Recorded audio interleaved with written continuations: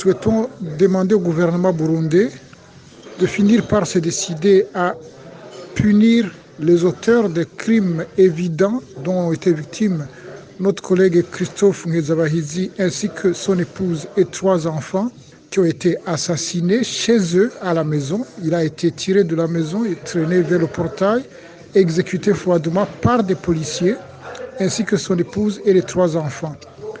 Cet assassinat a été revendiqué par le porte-parole de la police qui a prétendu que 5 assaillants avaient été neutralisés. Les 5 assaillants en question, c'était la famille de Ngezabahizi Christophe ainsi que sa famille. Il est aussi question de la disparition forcée de Jean Bigirimana, enlevé par des agents de l'État, des agents de service de renseignement connus, dont un qui lui-même a subi le même sort. Et tous ces cas-là sont connus du gouvernement, commis par des agents du gouvernement, des agents de l'État, et qui sont restés totalement impunis.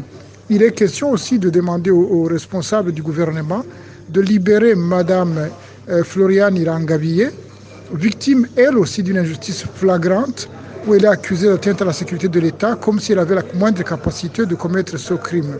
Nous ne parlons pas des radios qui ont été incendiées, brûlées, attaquées, pillées systématiquement par des policiers qui étaient chargés de les surveiller, et sans oublier la centaine de journalistes burundais qui sont en exil aujourd'hui, ce qui est un véritable record absolu au niveau du continent africain. Il n'y a pas un autre pays qui ait un peu plus de 100 journalistes qui soient en exil. Nous demandons donc au gouvernement de revenir à la raison et de résoudre ces problèmes qui sont de sa responsabilité.